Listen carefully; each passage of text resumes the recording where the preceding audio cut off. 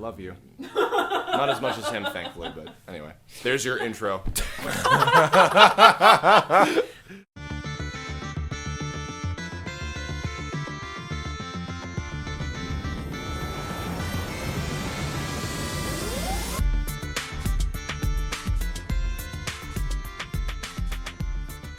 Hi, everyone. Welcome to episode 3 of My Nerdy Year. I am your host, Dan Peck. With me is Lauren Bergher. Hi. And this week's episode, we will be talking to 2 new panelists. The first is the creator and co-star. Co-star is correct, right? Because there were a lot of stars. More or less. Sure. Okay. Of the very awesome online series Tome, Terrain of Magical Expertise. He has also done voices in the upcoming Gundam Origins, Tales of Zestiria, and Pokemon. Obscure little show, if you've ever heard of that one. Please welcome, you probably know him best as Kirbopher, Chris Niosi. Hi. How did I get here? But thanks for having me. Our pleasure. Also joining us is a man who was both applauded and teased during the Doctor Who episode, but we have him this time. He is the creator and star of Port Center and Jump Leads, which is a very fun scripted fiction podcast that hopefully you guys will release another episode soon. Ben Paddon. Woo! Hello, I'm alive and lucid. In that order. That's something. Yeah. All right. I figured what you Better do than is... nothing. Yeah, I figure what you do is you announce that you are alive, and it reinforces your current state as a living Your person. aliveability. Yeah, and especially, hammering home the fact that I'm lucid means I'm able to contribute in a meaningful and confident manner in the conversation in a way that I think will really make some sense. Unlike that statement. I was gonna say we will see. No, we will not. All right, so we are talking anime for layman's out there, because I can't imagine that there are any of you left. Japanese animation. Yeah, Japanese animation. Japanimation. Yeah. Does anyone still call it No. Japan? I hope No. not. Nobody under yeah. the age of like 60. Yeah, anime is a very pure term. I love it. So in 2015, I got to go to Anime Expo for the first time. That's the convention that's held in downtown LA, usually around July 4th weekend. And the reason I got to go was because Chris was debuting the series finale of Tome and had a panel with almost the entire cast and crew. And he got to showcase the last episode before putting it online to a packed crowd. It was great. And it was, I loved being there to support a friend. And Chris and I had only met in person a handful of weeks previous. We had met on Twitter, we were friends, and then we decided let's have lunch one day, and we did. And Chris sat in horrible traffic for it, and he'll never let me forget that. Because you knew of me, I think originally through Martin Little Karibo, our friend who creates Yu-Gi-Oh! Abridged, through my work with him, and then you watched Tome and all my other stuff, and then we became fast friends because also we ended up practically being neighbors. Yeah. So that was cool. We did. So I got to go to his panel, and it was amazing. First of all, this was the first anime expo I had been to, or anime convention, I should say. I'd been to Comic-Con, and I'd been to Gallifrey 1, which we talked about last time. But this was the first time I was going just to a purely anime convention. But it was also amazing because I was going there, to support a friend of mine who's in the industry. Because as I said at the top of the show, Chris has done a lot of voices for many different series. And that's always something that I would have loved to have been able to do. I was actually, when I was in college, I came home one weekend and I ran into some people who I used to do theater with, and they had said, we just recorded for some anime in New York. If we knew you were available, we would have given you a call. And ever since then, it felt like a missed opportunity. With how much of an encyclopedia I am, I probably might have known who they were from what shows they did. I could not name the shows to save my life. Because I started doing anime in New York where they do Pokemon and Yu-Gi-Oh! And that's about it these days. Yeah. But yeah, so we like to start these things off by, delving into people's first encounters with anime over the topic. So, Lauren, let's talk about you. Ben was saying something earlier before we started recording. I had thought my first experience was with Sailor Moon. I loved Sailor Moon. I can't actually remember my first time watching Sailor Moon. I just remember it always being a part of life. I used to watch it every morning before I went to elementary school. My mother moved it, and it was at 7:30, and it was too late for me to watch. So my mother would actually videotape every single day for me. And we looked through the cabinet, and we still have at least one of these. Yeah, be sure to check out our Twitter or Instagram. Yeah, we're gonna post that. It's because it's labeled Sailor Moon and everything. It's amazing. I got kids WB Saturday morning tapes like that somewhere too. Yeah. But Ben had an excellent point. It actually turns out my first experience with anime was through Speed Racer and G-Force, and it's funny because I know I have kismet friends in my life now, because most people I've ever mentioned G-Force to had no idea what I was talking about until there was a hamster movie, and then people thought it was that, and it's not. Yeah. It's not. Well, that it's so much better. That, and also that it's they might be like, oh, Gatchaman. Oh, the thing that's actually called. Yeah. People who know Yeah, that they know. Isn't it nice when you're talking nerdy and people can talk nerdy with you? Yeah. We should do a Talk podcast nerdy. about it. Whoa. What? How did I get here again? What? So, that was my first experience, was watching Speed Racer in the mornings, but my clearest memory is definitely G-Force. I loved G-Force. I need to rewatch that. Yeah. There's a new one. There's a newer one that has a female lead, and it's quite pretty. You should check that out. I like pretty. Yeah. So Chris, why don't you tell us about your first foray into anime? Sure. That rhymed. I did not plan for that. The first one that I ever saw, which I was just looking up some stuff about today, was a show that was on Nick Jr. Nick Jr. had an anime on it, believe it or not. It was called, over here it's called The Little Bits. And I believe in Japan it was something like The Adventures of Belphie and Lilibit or something like that. It was very cute. It's about these little like tiny like elf people, like kind of like borrowers-esque kind of thing. It was made by Tatsunoko, who created G-Force, Gatchaman. A lot of great classic anime series. And I remember as a kid when I saw the show, much like how it probably was with you guys in Speed Racer, it's like, something's different about this. I can't quite place what it is. And then, of course, there was the twofold strike of Pokemon and Dragon Ball Z that hit kind of in the mid to late 90s or so on WB and Cartoon Network, etc. And then I became like really aware of it, and that's I've become obsessed ever since, more or less. So, How about you, Ben? Well, my journey into anime is mixed and varied. Like the first anime I remember like finding and actively wanting to see more of was Cowboy Bebop. Love Which Cowboy is, Bebop. I found it. I was flicking through, and the way TV networks are in the UK is pretty ridiculous. Like I was flicking through. I think it was ITV2, and they were showing The Late Show with David Letterman at like 2 a.m. And then that was pretty late. It's pretty. That's as late as it gets, and nobody in the UK cares about Letterman. So it was just I would catch like the occasional episode, and we were like maybe a week behind the US broadcast. I would do well in the UK. You would do very well in the UK. They don't know who John Oliver is in England. Whoa. Okay, Yeah. I would not do well in the UK. That is like a whole No, topic he in, like- in itself. he but like yeah. had a bit role in an episode of The Green Wing. Anyway, so the David Letterman finishes, and an episode of Cowboy Bebop starts up immediately afterwards.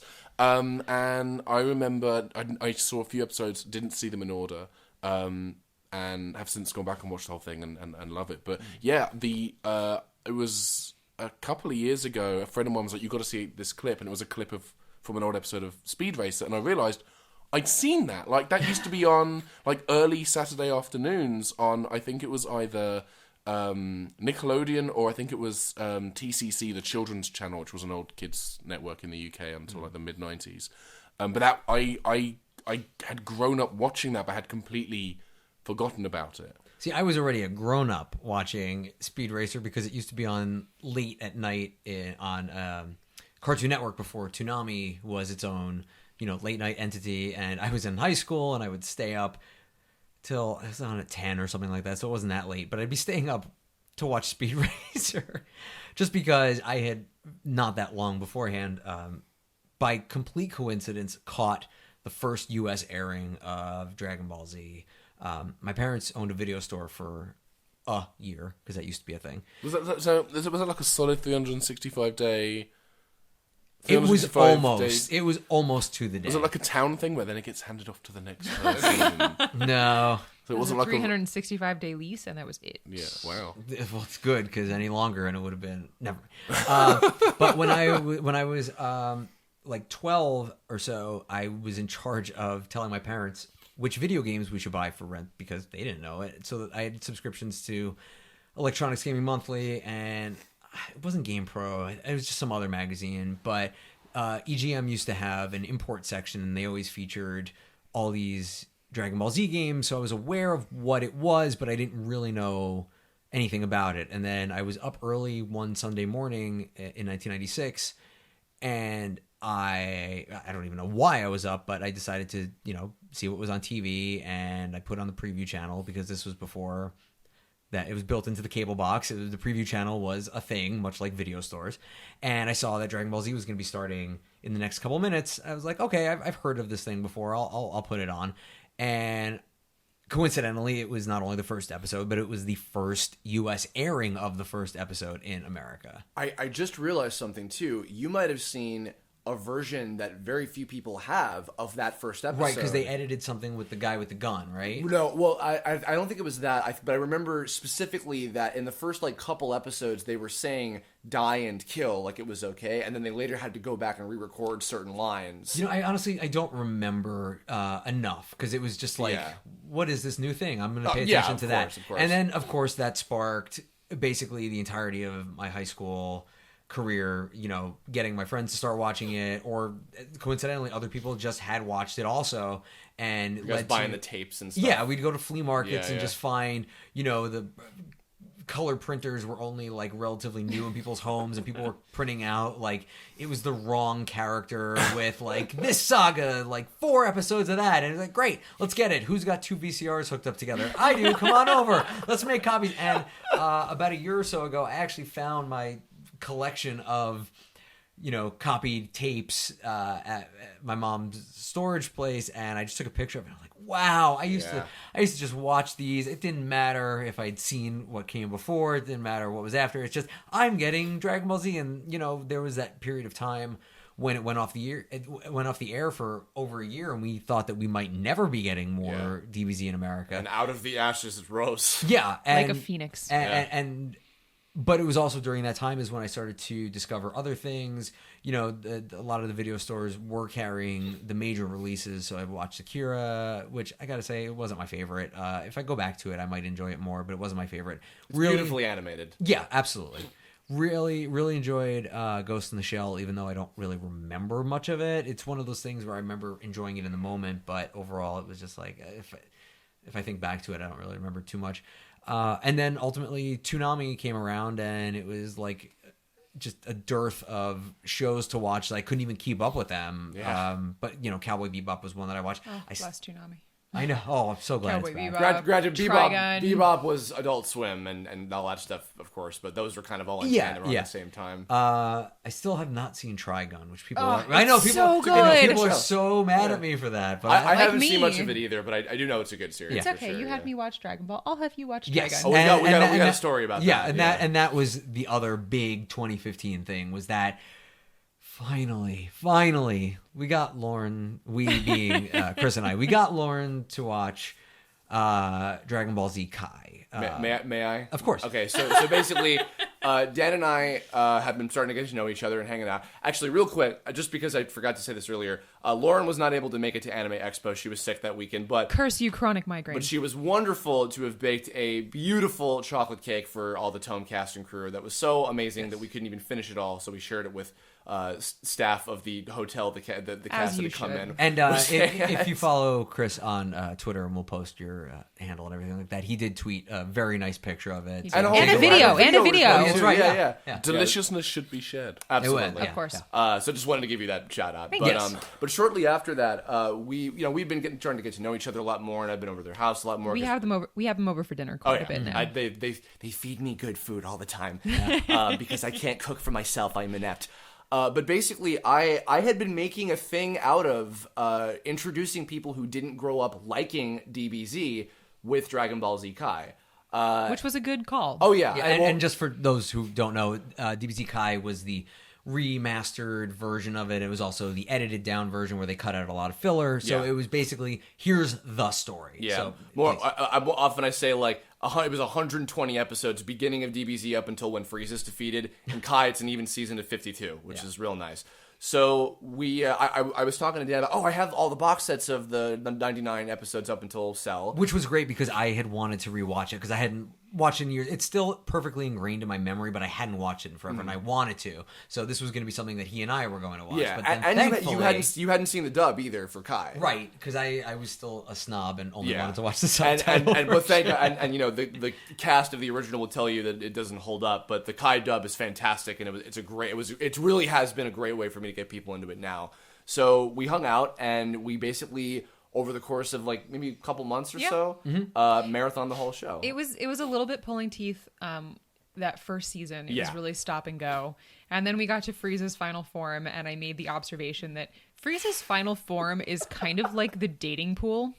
The prettier he gets, the worse of a person he gets. Yeah. Although he has really pretty lips.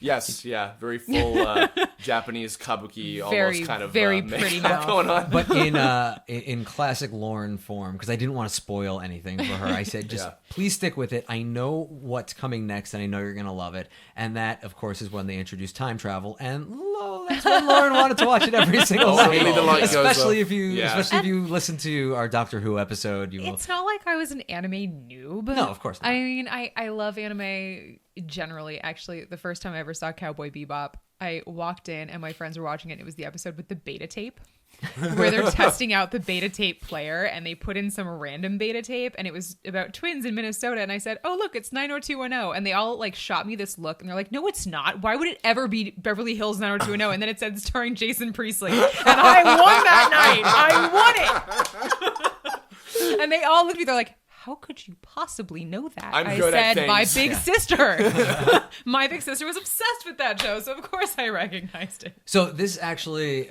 getting Lauren to watch it, like we said, you grown up watching Sailor Moon. Was it Chris's point or was it your point? It was Chris's point. Okay, so Chris had this point, and it's not a hard and fast rule, but he Yes, it had. is. I didn't say that. He had made the observation that for people around our age group, when you were growing up, you were either Sailor Moon or Dragon Ball, and that was not a gender specific. No, because Ben's on my side with Sailor Moon. Right, yeah. I'm Sailor Moon. Yeah. But all the but way. it's kind of like what we talked about a little bit in the Star Trek episode, how there was you're either Star Trek or Star Wars, but this one wasn't an active rivalry. It was just for whatever reason, if you watched one show, you tended not to watch the other show. Yeah, and I think because a lot of the marketing for both of them at the time was like, this is the cool boys action show, and then Sailor Moon, this is the cool girls It action was so show. gendered. I mean, it was ridiculous. Even though, really, and especially because now I've watched so much, because speaking of Kai, too, Viz has done this really fantastic new uncut redub of the original, 100 however many episode Sailor Moon series that's been fantastic. A bunch of my friends are all on it, and they do a great job. And I knew that the show was good back in the day. I always knew that. And now I'm like, I've really become a big fan of it. And because that's the thing, is like both of those shows, they're massively appealing around the world for a reason, because they're loved by all people, Yes. guys and girls. Yeah. Yeah. I will interject that men, make your boys watch Sailor Moon. Oh, yeah. Yes, Because absolutely. Tuxedo Mask is a far better role model than any of the men in Dragon Ball Z. This is absolutely true. Yeah. Well, okay. I'm just gonna defend Krillin because I look like him and you look like 18. But Krillin's a stand-up guy. Krillin is a stand-up guy. And hey, listen, I know all of the female Dragon Ball fans that I've met in all of my years love Trunks, they love Vegeta, they love Piccolo, and some even love Krillin. So, Well, Yeah, but Lauren loves Goku Piccolo. is not someone a for shining everyone. example for husbandhood. No, but he saves the world, so I mean, And- you and kind then of there's let him go a Frieza. little bit. Well, there's Frieza. Frieza, don't be attracted to Frieza. Well, technically, Hey, there are Frieza, people who we are don't attracted know. to Draco Malfoy instead of anyone else in that series. So. I'm not sure if Frieza has a specific sex don't Yeah, care. I gender. suppose Frieza that race is- doesn't necessarily have genders, do I don't they? care. Frieza is a universal warning for all dating. He's Space Joffrey. He is Space Joffrey. He's Space Hitler is really what he is. I mean, he almost... No, Joffrey's worse. Joffrey. it's weird because I mean I've never really been a big Dragon Ball Z fan, but it was massive in England. Like almost everyone I know everyone I went to high school with. Was it called Dragon Ball Z over there? We still called it Dragon Ball Z, which is actually more accurate. So, that is the best tribute I can think of. It was huge, and actually in the UK, it was if it wasn't on Cartoon Network or Toonami, a lot of people were getting the French dubs. Nice. Really, which was weird. Like my friend Chaz and his brother James would alternate between watching episodes on Cartoon Network and then watching the French dubs with English subtitles. See, that must have been crazy because if I'm remembering right, a lot of the other language dubs of DBZ were done before ours. Yes. Yeah. So theirs were that was uncut, and having the English version airing over there must have been weird because there's two dubs of original DBZ, the Canadian dub version and the American one. And from what I understand, in Canada, UK, and I think Australia, they would just like air randomly. You flip a coin, it would be this dub or the other one, depending on who you ask. It's funny that you said that though, because it reminded me. I actually caught an episode of DBZ on the Spanish language. Me too. Channel Telemundo, right? And it was way farther down the line. Yeah. I think it was when Planet Namek was on the verge of exploding, and we weren't even there yet. They were spoilers. This is how you whatever. create Every planet multilingual children, by the way. Look, this is not a spoiler. Every planet in Dragon Ball Z blows up. It's like Star Wars. Eventually, at some point, at least once, yes. Look at that planet. It's not several going to be moons. there in a season. They have destroyed more real estate. Oh yeah. But you just Then wish Trump. it right back. No, and the Spanish dub is actually really good too. I saw a fair amount of that on Telemundo on Sunday mornings, and that was a good time. Yeah. So you were saying? Yeah, no, I mean, my friends they were massively into the show, and every time I saw it, it was, and this is going to sound a little bit disparaging, but coming into it from someone who wasn't interested in the show, my first exposure to it was, I don't even know which characters it was, but they were standing like a mile apart in a desert yelling things at each other. It felt like an I hour feel like and a that's half. all of Dragon Ball. Yeah. See, that's why we need to show you Kai. Yeah, and then you'll be able. Here's the thing, and I'll watch it. Yeah. You say they're standing in a desert. That doesn't narrow down who it is. But the one thing I did play was, and this was mostly in Super Nintendo emulators on my PC, but I did play a bunch of was it Budokai? Butoden with the Super Butoden, Nintendo yes, one. sorry, yes, the Budokai fighting game. was the PlayStation 2 PlayStation. stuff. Yeah, a friend of mine, he imported the game for the PS1 because obviously it didn't get released in the UK. But I spent a lot of time with. There are a few DBZ fighting games and some. Whoa, way to speak, Ben. There were a few DBZ fighting games and some Sailor Moon games as well that were released that didn't get released in the UK, but we found them through emulators and so on. And some of the DBZ games, I thought. Some of the mechanics were really interesting. The switching between flying and the ground stuff and the split screen. Like you could really There were two get some distance. There were two Japanese games, Japanese only games for PS1 that I got to play. One was a more straightforward fighter, and the other one was. It's almost structured a little bit more like how Smash Brothers is now, where it was an arena, and it was telling the story of the series throughout. Legends. And That was I Legends, I think. wore my fingers down to a nub trying to beat that game. It was amazing. It was in Japanese, so I had to have like a player's guide, like from GameFAQs, just to translate, not tell me how to play. And it was amazing. But then there was a Dragon Ball GT game that came out. It was the first 3D fighter one for PS1. And I knew someone who had the Japanese version, and I played it, and then they finally released it in English. It was the first English-released Dragon Ball game ever, I think. Final Bout for PS1, yeah. Yes. So I bought it, and I played it, a lot, and then I kind of got bored with it.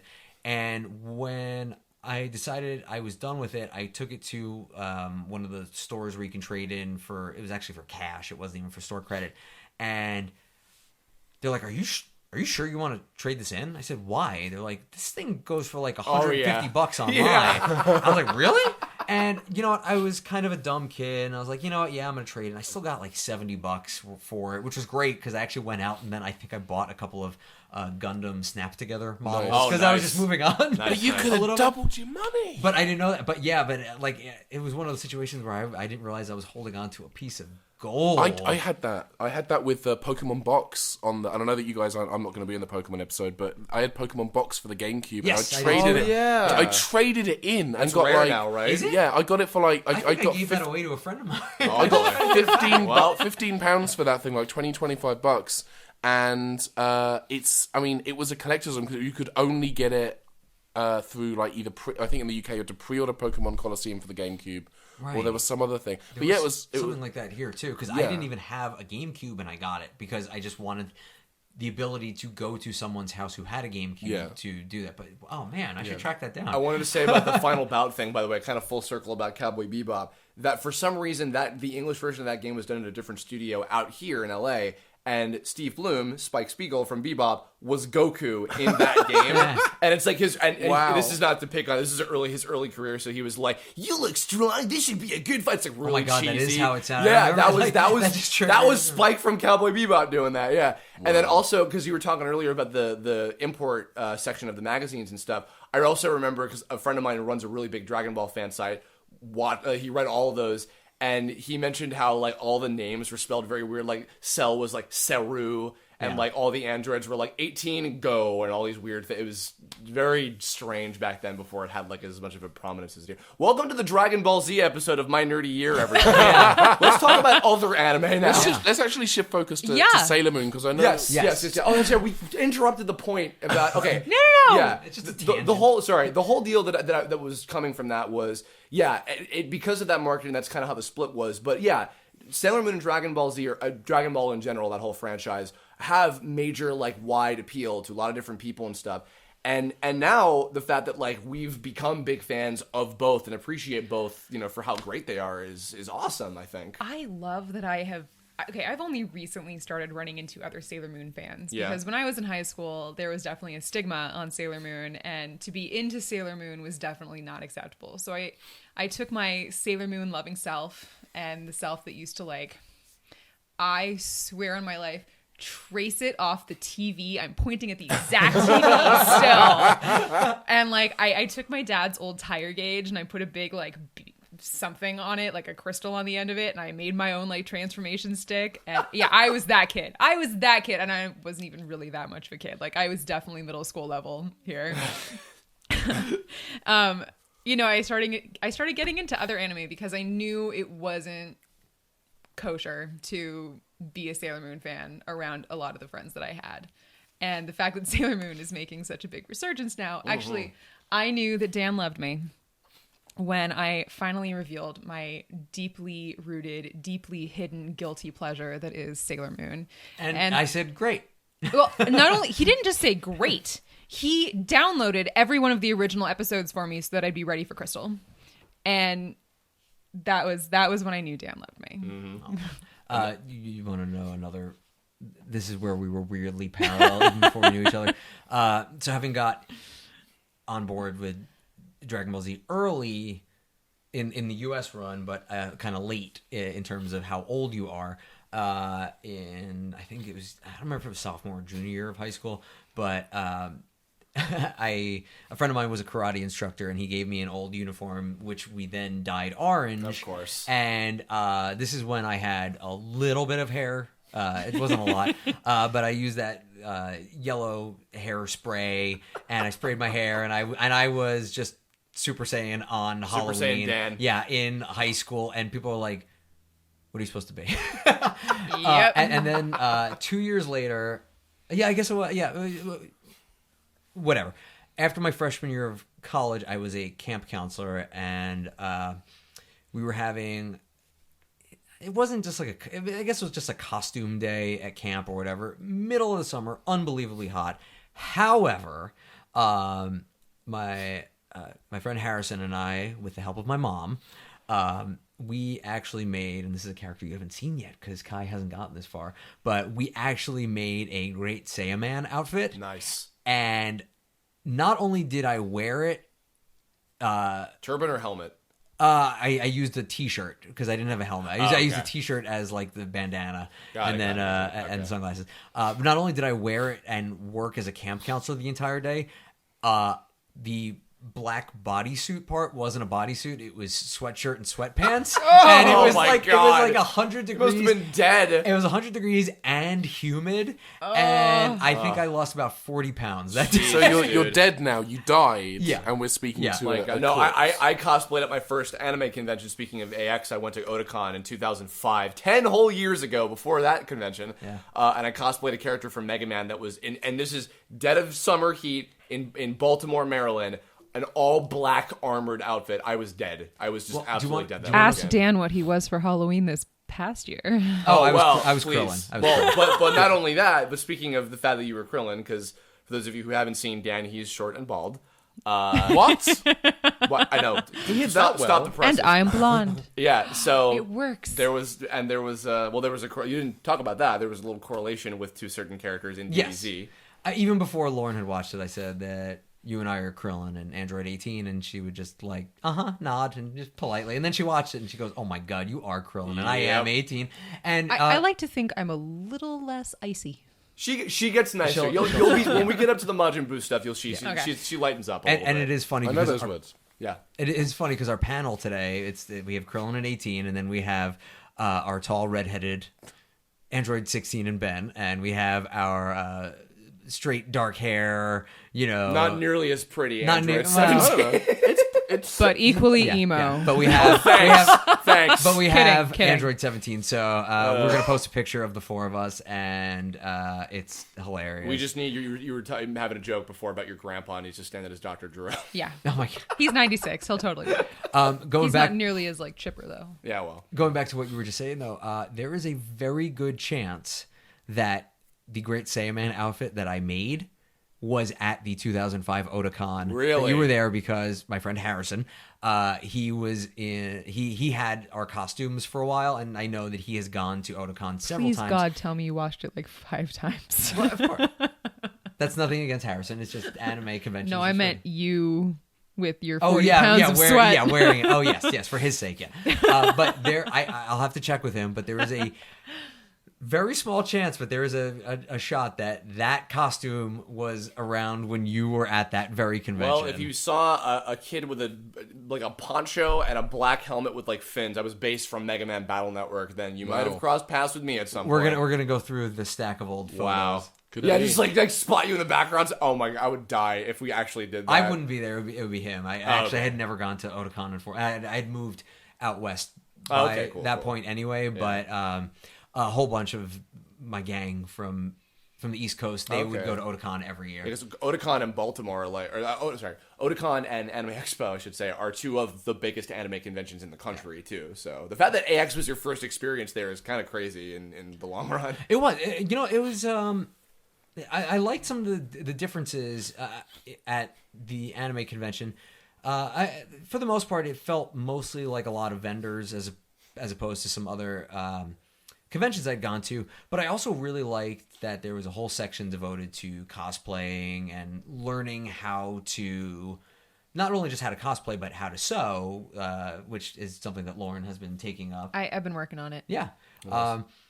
And there was also a stretch of, it was basically just backdrops that you could just take pictures in front of with your different anime costumes. It didn't matter if it was from the right genre of anime or not. It was just like a whole staging area of it. It looked like when you walk through IKEA and you've got those it looks like a sitcom set with a wall missing. It was just like, oh, we have a forest backdrop, let's take a picture of our mechs in the forest, or let's take a picture of our lolitas in wherever they Cool live. fancy dresses and stuff. Yeah. Yeah. I mean, because I know fandoms obviously like they can get bad reputations for being a little nutso sometimes, which fair enough. But a lot of my experience from getting to go, I've been to a lot of anime conventions in the last 10 years. My God.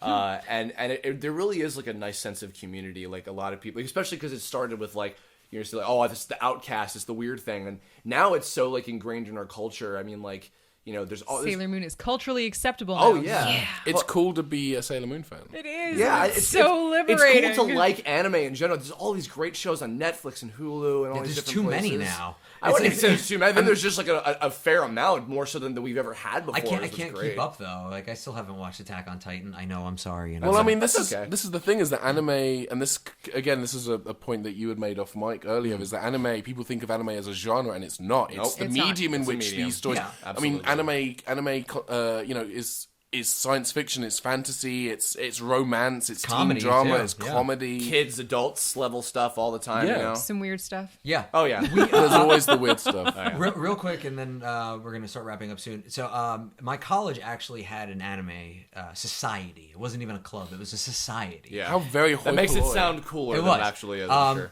And it was, it was cool. I got to see a lot of shows that I normally wouldn't have watched, and the only edict was that we couldn't watch anything that had aired in the U.S. So it was like, yeah. Snobby. It was a little bit, but That's My- a little. That's okay. That's not a little. That's really just like hoity-toity, like thumb your nose. yes, but I will say Oh, though, that's like the worst wine geeks who are like, "Oh God, you're drinking." I'm sorry, Pinot Noir. Dad. That's We're gonna so read this preposterous." forever. Look, You're not supposed to swallow the anime. You're just supposed to swill it around your mouth and then spit it out.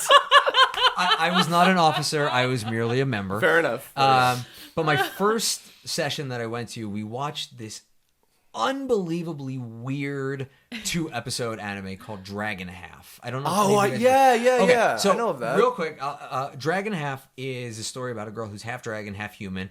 It's so weird. It has one of the best end themes. It's psychotic.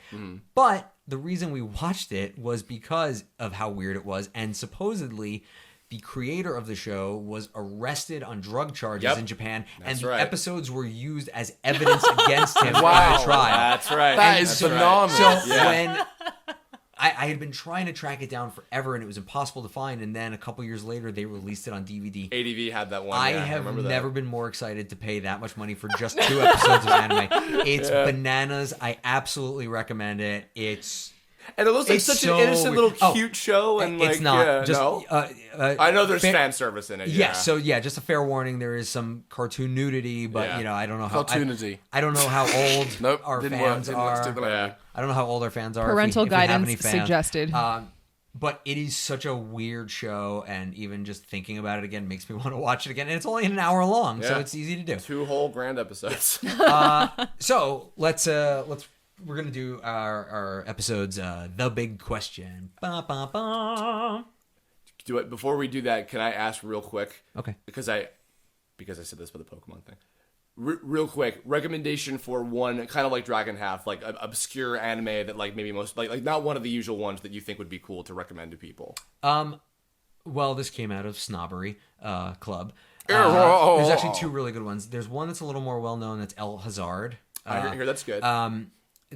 There's a weird thing where they redid the first season, and I don't remember which one we watched, but we watched the one that's generally harder to find but considered to be the better one, and then we watched season 3, which was great. Okay. And then this other one was a show called Love Hina, Oh yeah, I remember which that was show. 26 episodes, I think. And Not super obscure. That creator's pretty well known. I okay, would say, but good but series. yeah, they we only got through about like 10 of the episodes, but I ended up tracking down the rest and watching it myself, and it reminded me of Friends, truthfully. Like there was such a raw, like there was a lot of like crazy, obscure, like weird, fighting and stuff like that occasionally. Yeah. But there were these 2 characters who basically were the Ross and Rachel, and when they get together in the end.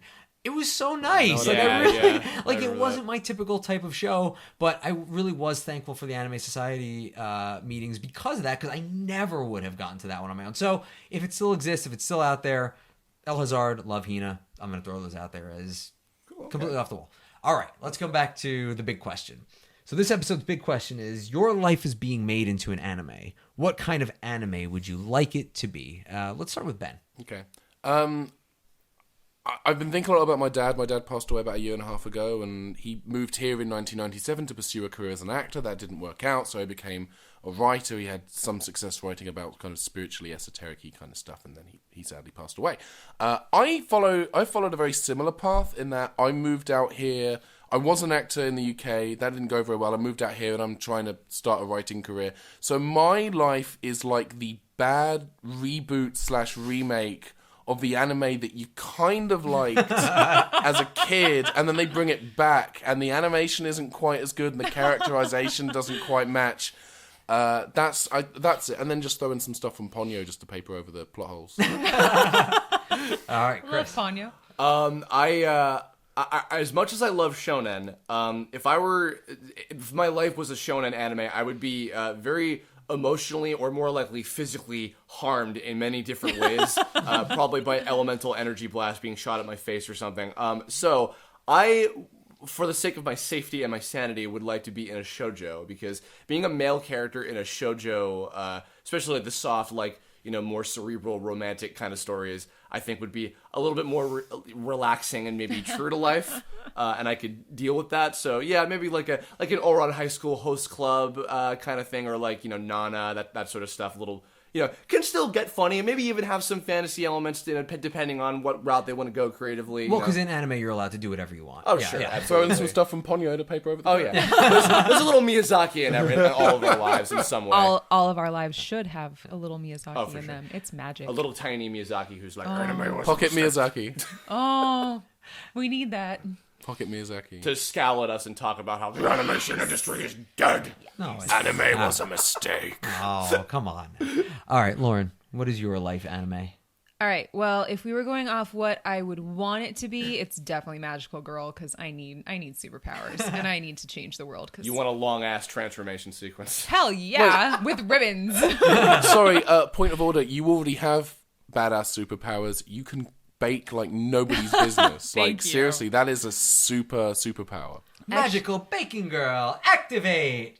That was bad. Oh my was god, awful. I'm Cooking Mama. So he'll be so also Dan will be dubbing you in the English version of the show, apparently. So congratulations, you're hired. I would say that if I'm actually going for what reflects my life, I was reading up on like every different type of anime, and I think it's gonna sound really weird and it's gonna sound very egotistical, but I think I would be one of the idol animes. I'm good at an astonishing range of things, which I have learned to just be proud of.